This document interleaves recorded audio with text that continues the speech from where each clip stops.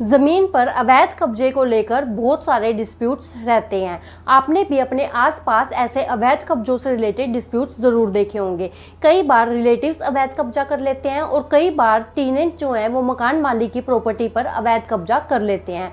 और कई बार तो जो रियल ओनर है वो कहीं और दूसरे शहर में रहता है या फिर कहीं दूर रहता है, तो ऐसे में कुछ अननोन पर्सन्स भी कई बार जमीन पर अवैध कब्जा कर लेते हैं।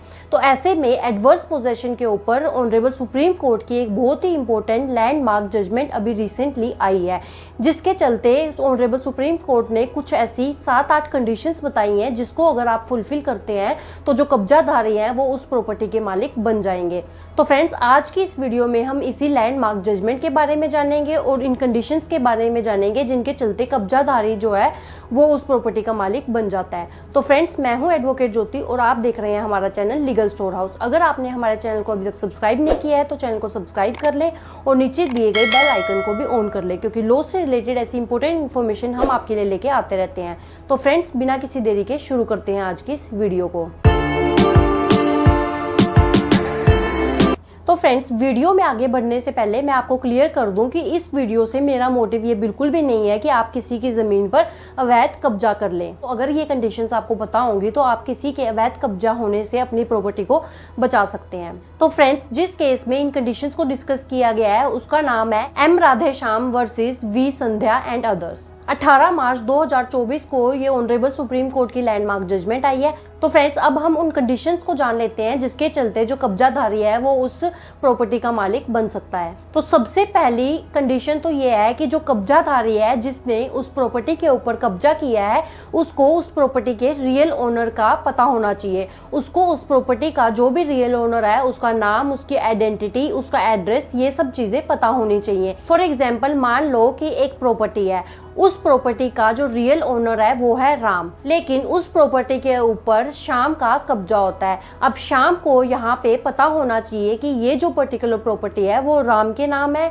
उस प्रॉपर्टी का रियल ओनर राम है, उसकी आइडेंटिटी का कब्जाधारी को पता जरूर होना चाहिए। और दूसरी सबसे इंपॉर्टेंट कंडीशन ये है कि जो रियल ओनर है उस प्रॉपर्टी का उसको भी ये पता होना चाहिए कि कब्जाधारी का उस प्रॉपर्टी के ऊपर कब्जा है। फॉर एग्जाम्पल, मान लो कि कोई प्रॉपर्टी है जो कि ए के नाम पर है। अब जो वो प्रॉपर्टी है वो ए ने बी को रेंट पे दी होती है।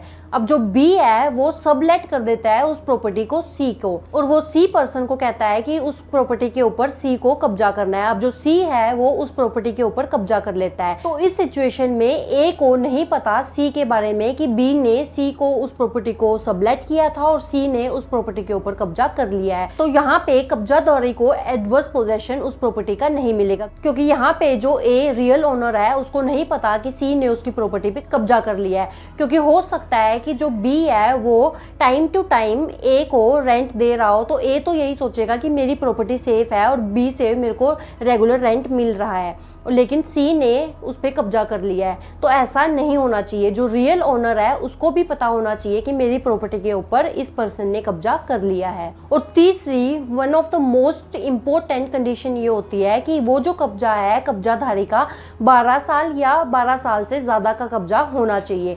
और ये जो कब्जा है वो कंटिन्यूअस पोजेशन उस प्रॉपर्टी की होनी चाहिए, कंटिन्यूअस विदाउट इंटरप्शन वो कब्जा होना चाहिए। विदाउट इंटरप्शन का मतलब यहाँ पे ये है कि जो रियल ओनर है उसने उस कब्जाधारी को वहां से हटाने के लिए कोई भी स्टेप नहीं लिया है। उसने ना ही एसडीएम पे कोई कंप्लेंट की है, ना ही उसने कोई केस फाइल किया है, और ना ही उसने अपने रिलेटिव्स को, पंचायत को बुला के कोई भी फर्दर स्टेप लिया है उस कब्जाधारी को हटाने के लिए। और तीसरी कंडीशन ये है कि आपको डेट ऑफ पोजेशन भी पता होनी चाहिए कि कौन सी तारीख से, कौन से मंथ से, कौन से ईयर से आपका उस जमीन के ऊपर कब्जा है, क्योंकि तभी आप लिमिटेशन पीरियड का बता पाएंगे कि 12 साल से कब्जा आप कैसे प्रूव करेंगे। तो इसके लिए आपको उस प्रॉपर्टी पे जब से आपका कब्जा है आपको उसकी डेट, मंथ और ईयर का पता होना चाहिए। इसके लिए आप इलेक्ट्रिसिटी बिल अगर कोई पे करते हैं तो वो आपको शो करना है, या फिर वाटर बिल आप पे करते हैं तो वो आपको शो करना है, जिससे ये क्लियर हो जाएगा कि आप 12 साल से या उससे ज़्यादा से लगातार विदाउट इंटरप्शन इस प्रॉपर्टी के कब्जे में है। या फिर आप अपने पड़ोस में किसी को बुला के उसका एविडेंस करा सकते हैं जो कि ये बताएगा कि 12 साल से ज़्यादा आपका उस प्रॉपर्टी के ऊपर कब्जा है। नेक्स्ट कंडीशन है कि जो रियल ओनर है उसने कोई भी केस नहीं किया होना चाहिए कब्जाधारी के ऊपर उस कब्जे को हटाने के लिए, क्योंकि अगर उसने कोई बीच में केस किया होगा, कोई कंप्लेंट की होगी, तो वो विदाउट इंटरप्शन कब्जा नहीं माना जाएगा। और नेक्स्ट कंडीशन है कि जो एक्चुअल ओनर है उसने और भी कोई कोशिश नहीं की है उस कब्जे को हटाने के लिए। तो अपने एंड पे उसको पता था कि उसकी प्रॉपर्टी के ऊपर किसी ने अवैध कब्जा कर लिया है, लेकिन उसके बावजूद भी उसने कोई कंप्लेंट नहीं की है, अपने साइड से कोई कोशिश नहीं की है, अपने रिलेटिव्स को ले जाकर भी कोशिश नहीं की है उस कब्जे को हटाने के लिए। तो नेक्स्ट कंडीशन जो है वो ये है कि जो कब्जाधारी है उसने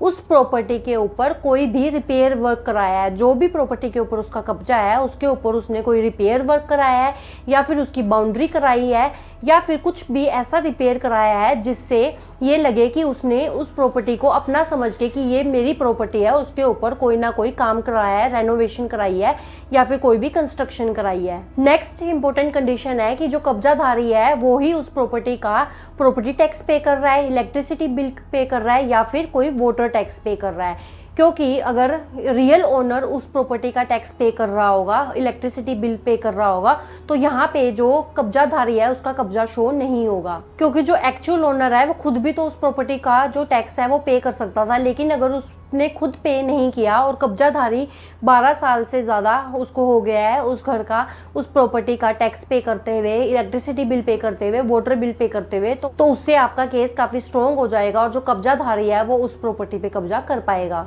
तो फ्रेंड्स, ये कुछ कंडीशंस हैं जो अगर आप फुलफिल करते हैं, जो अगर कोई कब्जाधारी फुलफिल करता है, तो ये 8 कंडीशंस को फुलफिल करने के बाद वो उस प्रॉपर्टी का मालिक बन सकता है और एडवर्स पोजेशन के बेसिस पर वो उस प्रॉपर्टी का रियल ओनर बन सकता है। तो फ्रेंड्स, आई होप ये वीडियो आपको इन्फॉर्मेटिव लगी होगी, यूजफुल लगी होगी। अगर ये वीडियो आपको अच्छी लगी है तो वीडियो को लाइक करें, शेयर करें। अगर आपने हमारे चैनल को अभी तक सब्सक्राइब नहीं किया है तो चैनल को सब्सक्राइब कर लें। तो फ्रेंड्स, इस वीडियो में इतना ही। अपना कीमती समय हमें देने के लिए धन्यवाद।